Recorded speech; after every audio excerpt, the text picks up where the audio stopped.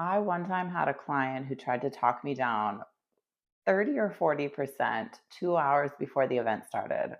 I was standing there getting set up, and she just came up to me and was like, "Hey, can we go cheaper?" And I was like, "Huh? What are you talking about?" Um, it was so crazy in that moment. And I just remember being like, "Don't get nuts. Just say no. You don't have to add anything extra. You do not have to be rude or dramatic, but just no." And she did pay the full amount by the end of the week.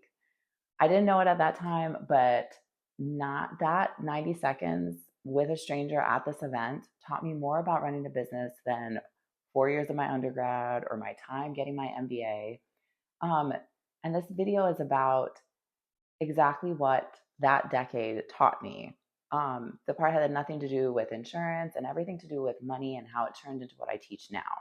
If you're new here, a really quick version of who I am. I spent almost 10 years in corporate sales leaderships. First, I was at State Farm and then Allstate. Um, I was corporate person, 9 to 5, doing the grind. I really enjoyed it. I learned a ton working at a Fortune 50 and a Fortune 100 company. But somewhere in the middle of that decade, I picked up a camera and started shooting on the side, weekends, evenings, whatever hours were left after a full week of sales calls.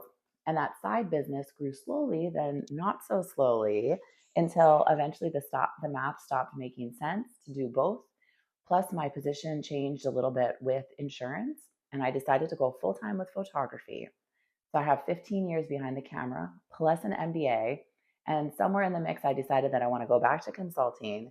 And I now run the Marian method, where I teach business owners the sales and pricing skills that decades actually gave me.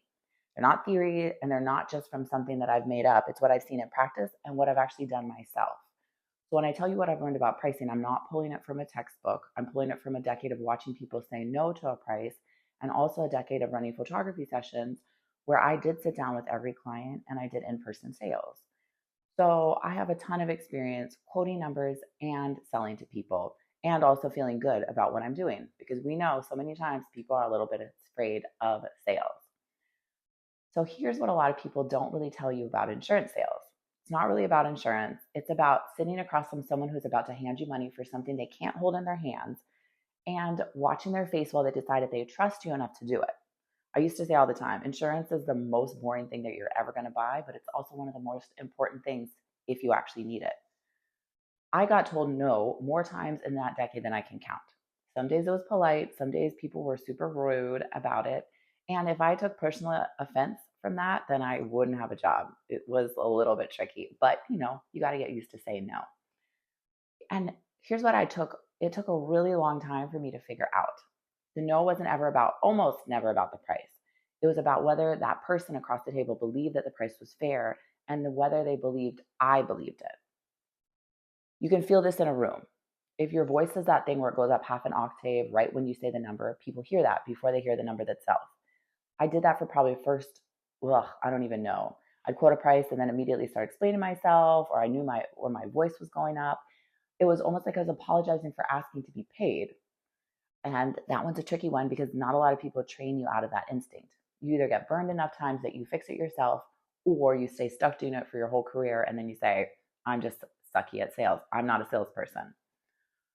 Meanwhile, while I was learning that lesson, I was also learning it over again on the weekends in my photography sessions.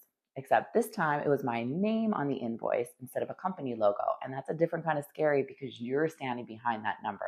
It's not just about somebody else. When you're selling for a company, it doesn't feel personal in the same way. The company absorbs it. It's like, yeah, okay, fine. You don't want to pay State Farm's prices, whatever.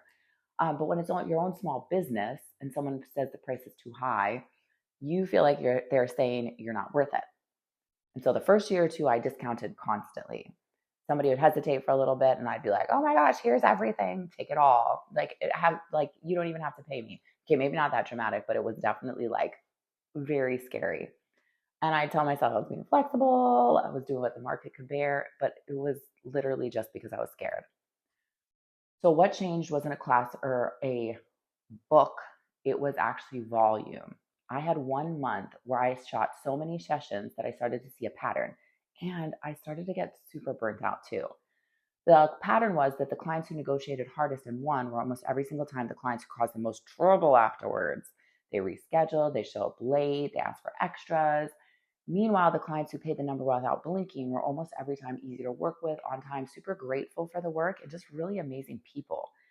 The correlation was too strong to be a coincidence because now I had that volume to be like, okay, this is not just in my head.